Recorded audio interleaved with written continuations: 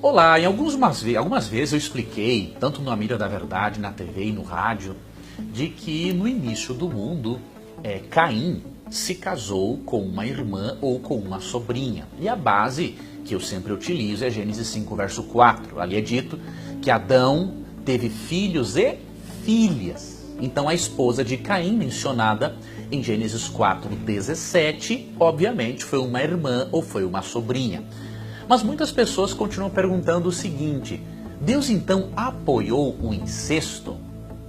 É sobre isso que eu falarei a você neste momento.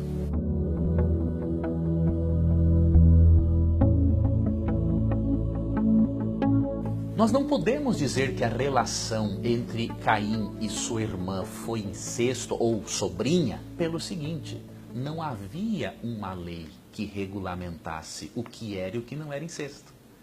No início do mundo, a união entre parentes foi necessária para que pudesse perpetuar, multiplicar a espécie humana. Isso ocorreu só no início. Depois que a nossa estrutura genética se corrompeu, mais ainda por causa do pecado, as gerações futuras de Adão perderam ainda, ficaram mais longe da influência da árvore da vida sobre o organismo dos ancestrais. Deus passou a proibir a união entre parentes. Você vê ali em Levítico capítulo 18, Levítico capítulo 20, Deus sendo muito direto e objetivo contra o procedimento pagão em continuar mantendo relações entre parentes. Tá? Agora, antes, para o início do mundo, isso foi importante, foi necessário, não é? E mais um detalhe muito importante: no dilúvio aconteceu o que poderíamos dizer de um funil genético. Só sobraram 8 pessoas. Então, obviamente, que se só sobraram 8 pessoas, afunilou a variabilidade genética, diríamos assim. E aí, essas relações ficaram ainda muito mais arriscadas, relações entre parentes. Não é? Então, devemos considerar todos esses aspectos para compreendermos essa questão à luz da Bíblia. E relembro a você como a lei definindo o que é incesto passou a existir depois, então a Bíblia não considera isso um incesto.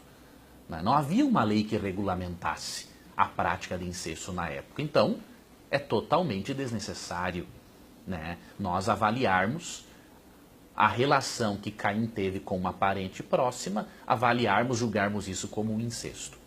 Eu queria finalizar lembrando a você de um caso. Há vários anos, eu vi num programa do Fantástico, mas isso são vários anos, eu era criança ainda. E eu me recordo muito bem que um casal se separou e cada um ficou com um filho. Né? E olha o que aconteceu, que coisa curiosa. Um deles foi embora com o menino e a outra foi embora, ou outro, com a menina. Nunca mais esses irmãos se viram. Passaram-se os anos, estes irmãos se reencontraram e não sabiam que eram irmãos. E sabe o que aconteceu? Eles namoraram, noivaram, casaram e tiveram filhos. Sabe o que aconteceu com as crianças deles? Nada. Sim, nada. O que isso nos diz? Óbvio, isso é um caso raríssimo, porque até a relação entre primos de primeiro grau, os riscos de as crianças nascerem com problemas é um risco muito grande. Mas, se após milênios de corrupção do pecado, ainda foi possível surgirem filhos de uma relação dessas, sem defeitos físicos ou coisas mais graves, imagine se não seria possível na época de Caim, quando ele ainda tinha no seu organismo algum efeito da árvore da vida que o pai e a mãe dele haviam comido.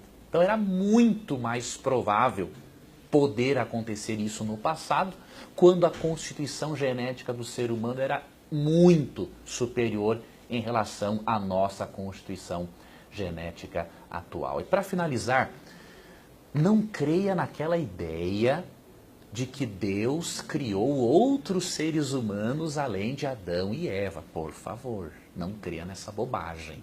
Ou que Deus tenha criado uma outra esposa para Adão chamada Lilith. Não creia nessa coisa ridícula. 2 textos são suficientes para provar que essas teorias mirabolantes são mentirosas. O primeiro é Gênesis 3:20. Ali é dito que Eva é a mãe de todos os seres viventes. Ou seja, nenhum ser vivente existiu à parte de Eva. E Atos 17:26 diz que Deus criou toda a raça humana de um só, de Adão. Então, essa teoria de que Deus criou seres humanos além de Adão e Eva, ela é absurda, e todo estudante que aceita a Bíblia como regra de fé, ele não vai aceitar uma coisa absurda dessas, ok?